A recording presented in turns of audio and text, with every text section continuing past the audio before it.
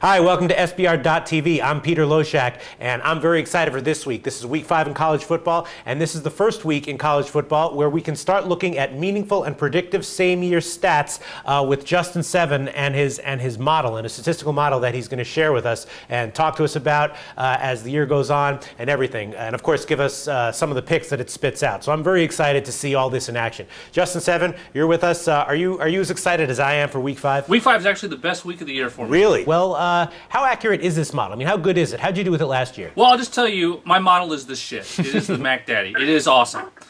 In the last, I don't generate a lot of plays, but in testing going back to 93, it's hit almost 60%.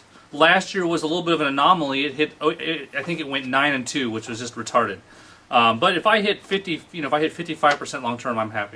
I guess let's just dive right into it. The Week 5 top 25 games coming up. There's a bunch I want to ask you about. Let's start off with what I see as probably my favorite play out of the top 25 games this week, and that's actually the Friday night game, Utah State plus 24 at BYU. BYU, of course, got blown out at home by Florida State 2 weeks ago, and then last week beat Colorado State pretty easily on the scoreboard, but they actually got outgained in total yardage by Colorado State, and they also jumped out to a quick early 21-0 lead when they scored 3 easy touchdowns off of 2 interceptions and a block punt that put them deep in Colorado State territory all 3 times. So just because of that, I'm kind of expecting you to agree with me here, knowing how you tend to analyze games. If you look at Utah State, when you look at them, they've hung tough on the road with Utah and Texas A&M, both losing both games, but by less than 24. So that's what I think about this game. I'm kind of leaning towards Utah State. I've already bet it. What's your take on it? I'm actually betting Utah State pretty heavily. Really? I want to get 24 or better. I'm hoping to get 24.5. But at 24 or better, I expect it to be a 60% play.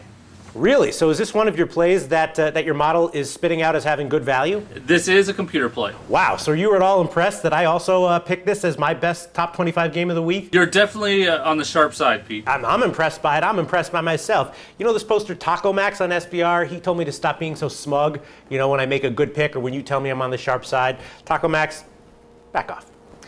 Well, this is awesome. I'm very excited. I bet this already at 24. Maybe I'll put even more on it. We'll see. Do you think this line will go down? I mean, do you think that other people are doing similar things to what you're doing statistically and this line will get bet down to like 20 or whatever? I have no idea what other people use.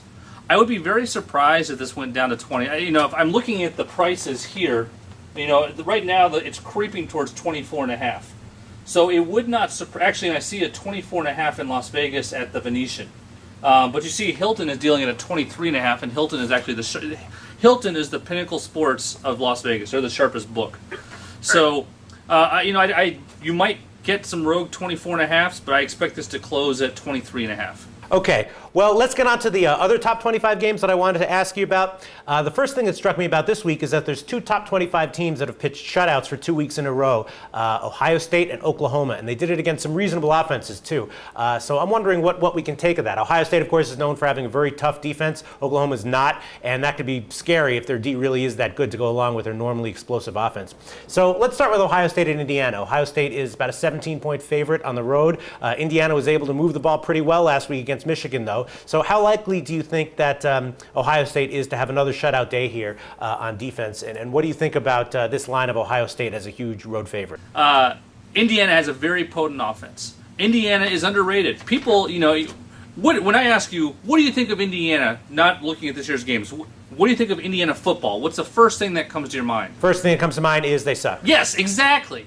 And that's what most people are going to think without looking at the games. They say, oh, Michigan beat them. They beat a couple nobodies. But this Indiana team is not that bad. And in this particular matchup, I expect Indiana to give Ohio State some problems. I don't know that they're going to win, although an Indiana win is not impossible. So, I like Indiana. I'm not quite ready to bet it yet. If I could get, a couple more dead points. If you were giving me Indiana plus 19, I would take that. 17, I'm not quite ready to pull the trigger. Okay, and then how about Oklahoma at Miami, Florida? Oklahoma is a 7.5-point road favorite, and now Miami is kind of in the opposite position that they were in last week. They were a streaking road favorite that tanked last week, and now they're in the home dog position facing a team coming in that's looking very imposing, just like they were last week. So I'll ask you the same thing about Oklahoma that I asked about Ohio State. What do you think their chances are that they have another shutdown game against Miami? What do you think of Miami plus 7.5? And also, what do you make of the fact that Oklahoma is off of a bye week and they've had an extra week to get healthy and prepare strategically. How much does that factor in when you're modeling? Well, let's go one thing at a time. I don't think either defense will shut down the other side. I made the game total on this 52. What was the total on this one? Let's see, one quick second here. I have sbrodds.com right here at my fingertips. It opened at 50.5, now it's 49. Okay, so if you're looking at a total of 49 or 50.5, anywhere in that range, there's going to be, people expect there to be a lot of offense. If you say, if you assume the fair spread is 7.5 and the fair total is 49, say 49.5, then the odds makers are suggesting the fair score is about 28 to 21. So the odds makers and the market don't expect anyone to shut down each other, and I agree. I don't have any strong opinion on the game. If I had to bet a side, I would bet Oklahoma, but that's a very weak opinion. Okay, and if they had only 1 week to prep, how would that change your model's prediction? I have no clue. I've never done a study on the impact of a bye week on a spread. Interesting, because that's actually something that teams talk a lot about themselves, and it does stand to reason that it would probably be a significant factor that would probably help them. That's a very good question, Pete, and I wish I had the answer to that. And if someone would show me statistics on it, I could include that. I do know in NFL, teams tend to do poorly against the spread before and after a bye week.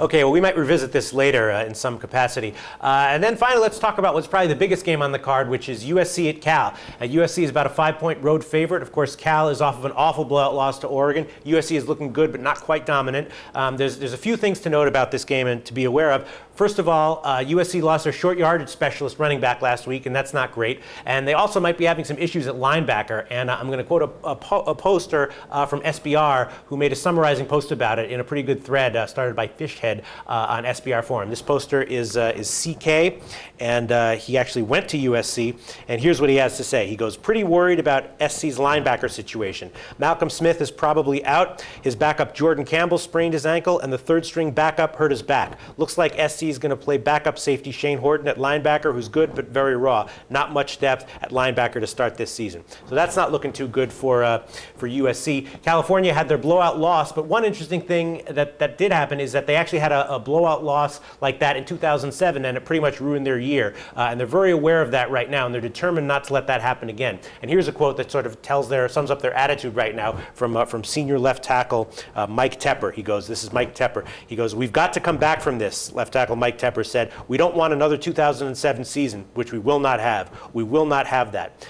So it seems that Cal is pretty determined, although they have been having problems going long at quarterback, so USC will probably be stuffing the box, and also USC's rookie quarterback might still have a bit of a sore shoulder. So I'm actually looking at the under 47.5, which I did bet. It opened at 49.5. I got it down. It got bet down to 47.5 in 1 minute, and that's the line that I got. So what's your take on this game? It's a hard game to evaluate.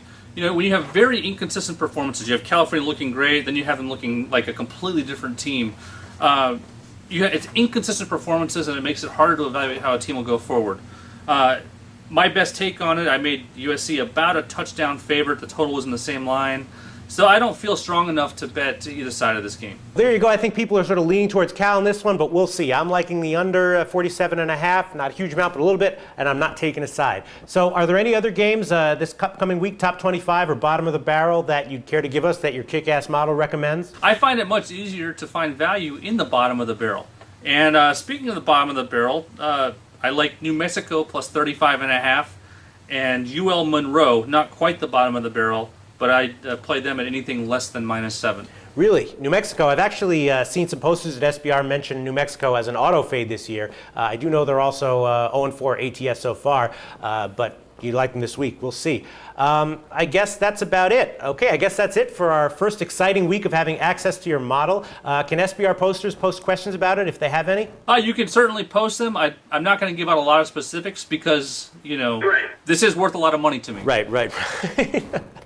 All right, well, thanks once again, Justin. Thank you, Peter. Okay, so there you have some computer model-aided things to think about in Week 5 in college football. I like Utah State plus 24, and Justin7 loves it. And he also likes two no-name sides this week, New Mexico plus 35.5 at Texas Tech, and Louisiana Monroe at anything less than -7 at home against Florida International. We'll see how that turns out. And you can, of course, go to the thread for this video at sbrforum.com to comment or ask any questions about any of this, and we will try to address them in the future. For SBR.TV, I'm Peter Loshak.